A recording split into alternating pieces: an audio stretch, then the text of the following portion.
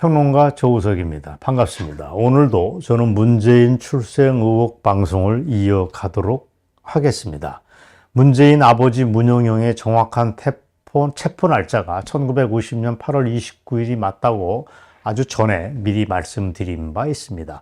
그 당시 함께 생포작전을 했던 윤월 스님의 동료 학도병 김모 씨가 윤월 스님 증언이 공개되기 이전에 지난 4월 달에 우연히 스님이 계시는 절에 들렸다가 두 분이 서로 만나서 다른 건 몰라도 생포 날짜가 그거 맞다고 확인을 해줬기 때문에 제가 자신 있게 날짜를 방송에서 말씀드렸습니다. 물론 동료 학도병이 등장했다는 것 자체가 윤월 스님 증언의 가치를 높여주는 것임은 물론입니다. 그러나 공교롭게도 스님의 증언이 공개된 지 보름이 넘은 상황에서 그분이 스님이 계신 충청도 절에 다시 찾아왔다는 게 전 중요합니다. 8월 29일이 맞다고 한 건 지난해 증언이었고 그때는 방송에 나가기 전에 두 분 사이의 만남이었습니다. 그런데 이번에는 윤월 스님의 증언이 나간 다음에 그 스님이 그 방송을 보고 윤월 스님을 만나러 찾아왔다는 것 자체가 매우 중요합니다. 그게 정확하게 언제냐? 2월 22일 저녁입니다. 그러니까 윤월 스님의 증언이 뉴스타운에서 방송으로 나간 게 2월 16일인데 일주일이 채 안 된 시점에서 그분이 일부러 절에 찾아왔다는 얘기입니다. 그리고 경기도 광주인지 전라도 광주인지는 잘 모르겠으나 민주당 출신의 광주시 의원인 아들이 모는 차를 타고 함께 절에 찾아왔다고 저는 들었습니다. 참고로 말씀드리면 학도병의 이름을 스님이 기억 못하고 있고 기억 못하는 건 이유는 이름이 너무 흔해서 기억 못하고 있다고 얘기했는데 그냥 막연하게 김씨라고만 얘기를 했는데 이번에 이름도 저에게 알려주셨습니다. 스님이 얼마나 용의 주도하시냐면 처음에는 기억이 안 나시니까 김씨라고 했다가 다음에 이 스님을 만난 다음에 저한테 매일 전화를 하니까 처음에는 가운데 자를 알려주지 않으셨습니다. 김땡칠이야 김땡칠 이렇게 얘기하시다가 어느 날 마음이 바뀌셔서 정확한 이름을 알려주셨습니다. 굉장히 흔한 이름입니다. 그것까지만 제가 알려드리겠습니다. 필요하면 나중에 그분 이름 전체를 공개를 하겠습니다. 아직은 아닙니다. 자, 그리고 그분 아들이 몰고 온 승용차의 차 번호까지 메모해 두셨다고 하니까 스님이 참 예사뿐이 아니십니다. 그리고 그 두 분 스님이 밖에 나가서 저녁 식사를 함께 하시면서 옛날 얘기를 나누셨다고 하는데 거기서 나온 얘기가 흥미진진하고 귀가 번쩍 뜹니다. 그게 하나 있습니다. 자, 그 얘기를 하기 전에 우선 김모 씨가 찾아온 것 이유는 뭘까를 여러분이 궁금해 하실 겁니다. 저도 궁금했습니다. 이유는 윤월 스님이 71년 전 옛날 일을 증언하는 것에 반대한다. 그거에 동의하지 않는다. 더 이상 하지 말라. 그런 뜻을 전하기 위해서 찾아왔다고 합니다. 그분이 대뜸 스님에게 한다는 말이 얼마 받고 뉴스타운에 나갔어? 라고 황당한 것을 물어봤다고 합니다. 물론 여러분 알고 제가 방송에서 얘기했지만 스님은 1년 반 전에 뉴스타운에 증언하러 오셔가지고 별도로 후원금을 봉투에 12만 원을 담아서 회사에 놓고 가셨습니다. 저한테도 지금 가끔 그 얘기를 합니다. 아니 돈 받고 가짜 증언하는 사람은 봤어도 돈 내고 증언하는 사람 봤어? 이렇게 농담을 자유롭게 하십니다. 자, 어쨌거나 두 분이 함께 나가서 인민군 포로로 잡았던 문용영이를 잡았던 얘기를 하고 그 얘기를 하자고 인민군 포로를 잡은 얘기를 방송에 나가서 같이 하자고 윤월 스님이 말씀을 드렸더니 그 김모 씨라고 하는 분은 들은 척도 안 했다고 합니다. 이유는 뭐냐? 스님에 따르면 옛 학도병이 좌빨에 비슷한 사람이 아니냐라고 판단을 하셨습니다. 어쨌거나 그래도 옛날 전우인지라 두 분이 이제 식사를 하면서 1시간 반 동안 옛날 얘기를 쭉 나눴던 것은 사실입니다. 그런데 대화 중에 정말 깜짝 놀랄 만한 얘기가 툭 튀어나왔습니다. 무슨 얘기냐? 그 김모 씨 학도병에 따르면 거제 수용소에 포로로 있던 문용형이 그 차를 학도병이 김모 씨가 직접 면담을 하러 찾아갔다는 것입니다. 그게 구체적으로 1952년도의 일이라고 밝혔습니다. 그리고 그때 김모 씨는 현역 군인의 신분이었습니다. 학도병에서 그만두고 정식 입대를 한 거로 파악이 됩니다. 학도병 신분이 아니라 정식 입대를 했습니다. 자, 이렇게 되면 뭐가 되느냐면 문용용이가 6.25 때 경북 영천 전투에서 생포된 게 맞다는 거를 결과적으로 당시 학도병 2명이 중복해서 증언해주는 결과가 됩니다. 물론 두 분이 스튜디오에 나오거나 절에서 정식으로 영상 앞에 증언을 해줬다면 더 좋았겠지만 그렇지는 않았습니다. 하지만 결과적으로 두 분이 중복해서 같은 내용을 증언해 준 겁니다. 경북 영천 전투에서 1950년 8월 29일 날 잡았다. 그 잡은 문용영이가 포로 수용소에 들어가 있는 걸 여러 가지 이유로 궁금해서 2년 뒤에 1952년도에 그 문용영이를 자기가 찾아가서 면담을 했다는 얘기를 그 학도병이 윤월 스님에게 얘기를 해준 겁니다. 즉 문용영이가 이건 뭘 얘기하냐면 윤월 스님이 증언한 대로 그때 증언 당시 당신이 보지 않았으니까 추정이라고 얘기했습니다. 분명히 거제도 포로 수용소에서 생활했다가 나중에 반공포로로 풀려난 것도 맞을 거라고 추정을 했는데 그 추정대로 됐다는 것도 저는 이게 의미 있는 증언이라고 봅니다. 현재까지 청와대에 있는 문재인은 가타부타 말이 없습니다. 하지만 분명한 건 자기 아버지가 흥남초수 때 내려왔다는 게 거짓말이라고 하는 건 오늘 방송으로 아주 명백해졌습니다. 여기에 대해서 이의가 있으면 이의를 제기하면 제기하시기 바랍니다. 복수의 증인이 나와가지고 1950년 8월 29일 잡은 거 맞다.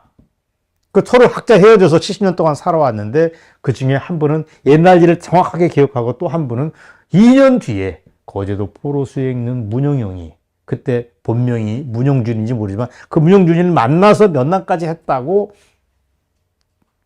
그분이 발언을 했습니다.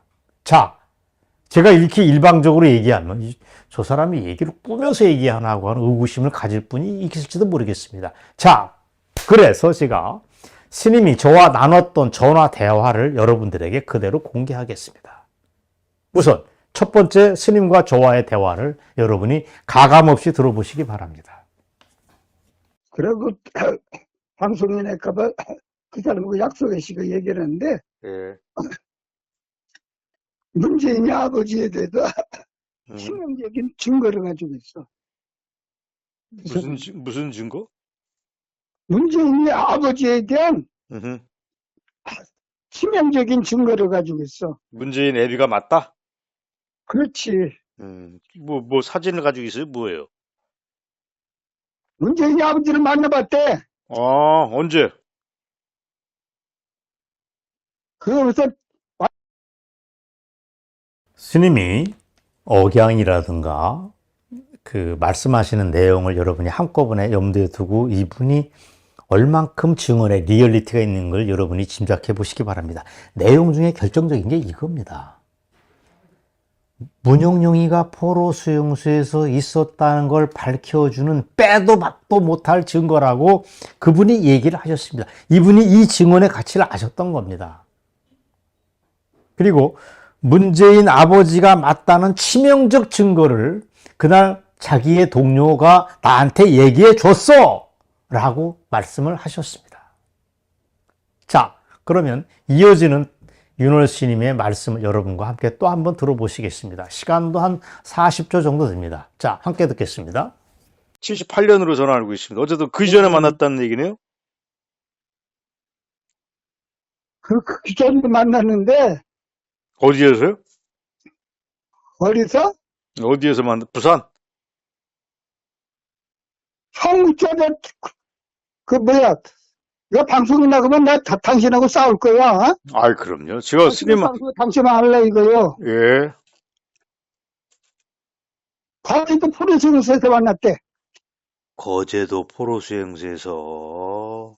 그러니까 이제 문재인이 아버지가 프로수영소에 있었던 것이 사실이라 그건. 그건 사실이에요. 빼도 박도 못해. 그건 빼도 박도 못해.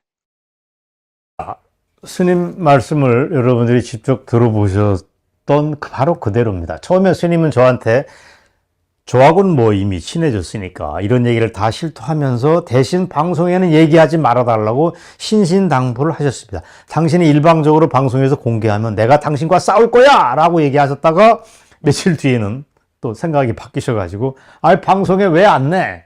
내도 돼! 이렇게 저한테 기꺼이 허락을 해주셨습니다. 허락이 아니로 스님이 먼저 저한테 내는 거 좋겠다라고 얘기를 해주셨습니다. 자, 그 전에 그러면 학도병 김모 씨가 문용용이를 만났던 사실이 일방적인 증언일 수도 있습니다. 하지만 그게 아닙니다. 이분이 일기 쓰는 습관이 있는데 1952년도 당시 일기장에다가 그 사실을 적어놨다는 것입니다. 어떻습니까? 이렇게 되면 믿지 않을 도리가 없어지는 겁니다. 믿지 않을 이유가 없습니다. 저는 이미 윤월 스님의 증언의 가치에 대한 확신이 있지만 그래도 혹시 미진하다고 생각하는 분들을 위해서 이런 방송을 하는 겁니다. 진실이라고 하는 기둥이 우뚝 세워지면 또 다른 얘기들로 살이 붙어지는 법입니다. 처음에 스님이 저한테 이걸 방송에 내보내지 말라고 신신당부하신 이유는 저는 스님이 뭘 폭로하는 것처럼 비춰질까 봐 좀 질색하신 거 아닌가라고 저는 이해했습니다. 당시 스님의 뜻은 문재인이 나중에 스님한테 소송을 걸어오거나 그럴 때 내 얘기가 맞다고 하는 증거 자료로 이 얘기를 쓰시겠다는 뜻이었는데 자연스럽게 마음이 바뀌신 겁니다. 곰곰이 생각해 보니까 왜 스님의 마음이 바뀌셨을까? 아마도 추정컨대 문재인 출생 의혹을 밝히는 현대사의 결정적인 증언이니까 밝힐 걸 다 밝히자. 뭐 숨기고 말 게 뭐 있냐. 서로 그 김모 씨 학도병이 화가 나서 왜 그걸 밝혔습니까? 라고 항의를 해도 할 수 없다. 이런 뜻이 숨겨져 있지 않을까 저는 짐작을 합니다. 다만 제가 스님의 말씀을 녹음했다는 건 말씀을 안 드렸는데 그건 아마도 스님이 다 이해해 주실 줄로 믿습니다. 스님의 말씀 하나하나가 사적 대화와 달리 너무도 소중한 현대사 증언이기 때문에 제가 녹음해 둔 것에 불과합니다. 자, 어쨌거나 이렇게 되면 남는 문제는 두 가지입니다. 하나는 김모 씨 학도병의 증언을 정말 액면 그대로 고지고대로 믿을 수 있느냐 마느냐 하는 점입니다. 저는 이것도 문용용에 관한 간접 증거라는 걸 인정을 합니다. 직접적으로 문용용이가 있었다. 포로수용소에 있는 사진을 찍었다. 이거하고는 또 다르기 때문에 그렇습니다. 단 1952년 당시 그가 학도병 김모 씨가 문용용이를 만났다는 사실을 당신의 일기장에도 써놨다고 하니까 그 증언의 신뢰성은 믿을만하다. 그걸 부인하는 것 자체가 이상하다는 걸 미리 말씀드리겠습니다. 윤월 스님의 증언은 처음부터 끝까지 지금까지 해명되지 않은 게 아무것도 없습니다. 6.25 당시 전 사고도 다 맞고 어디 하나 빈틈이 없습니다. 이건 결코 픽션이 아니라는 걸 여러분이 이미 알고 계실 텐데 저는 거기에 대한 확신을 드렸습니다. 그럼 다음 주에 제 방송이 정말 진짜 배기가 나갑니다. 문재인이가 1953년도 1월 24일에 거제도에서 태어났다고 지금 공식적으로 알고 있는데 이건 성립 불가능한 얘기입니다. 왜? 그 1년 전에 문용용이 포로 수용소에 있을 때 어떤 여자와 잠자리를 가져야지 애가 만들어지는 거 아니겠습니까? 그렇다면 문재인 1953년 1월 24일이라면 최소한 1954년 2월 3일, 2월이나 3월 어느 때 포로수용소에서 여자를 만났어야 됩니다. 근데 이게 말이나 됩니까? 포로 수용소의 포로 죄수 신분이 문영영이었습니다. 아무리 거제도 포로 수용소가 느슨하고 자유로웠다고 해도 어떻게 여자를 만나서 잠자리를 갖고 애를 낳고 기를 수가 있느냐. 이 청천벽력 같은 스님의 증언을 전제로 할 경우 문재인이 1953년 1월 달에 태어났다는 건 도저히 성립할 수 없는 거짓말일 가능성이 엄청 높습니다. 오늘은 제가 이 사실만 일단 말씀드리겠습니다. 그리고 문재인의 출생 의혹, 도대체 어디서 태어난 거냐? 53년 1월 달에 태어난 것이 아니라면 어디서 태어난 거냐? 어떻게 대한민국에 기어 내려왔느냐? 국적 세탁은 어떻게 했느냐? 애비랑은 어떻게 만난 거냐 하는 것까지도 추정을 전제로 해서, 합리적인 의혹을 전제로 해서 말씀드리도록 하겠습니다. 자, 오늘 방송은 나름 가치가 있습니다. 윤월 스님 말고 제2의 학도병이 지난해 4월에 나타난 데 이어서 다시 절에 찾아오셨다는 거, 그리고서 문영영이하고 직접 면담을 했다고 하는 얘기를 하셨고, 그걸 증언하는, 확인해주는 일기장도 가지고 있다. 이 얘기가 밝혀졌다고 하는 것은 윤월 스님의 증언의 가치를 높여주고 제가 허투른 사람이 아니라는 걸 재확인해주는 의미 있는 얘기라고 판단을 했습니다. 여러분, 오늘 방송 재미있으셨는지 모르겠습니다. 경청해 주셔서 고맙습니다.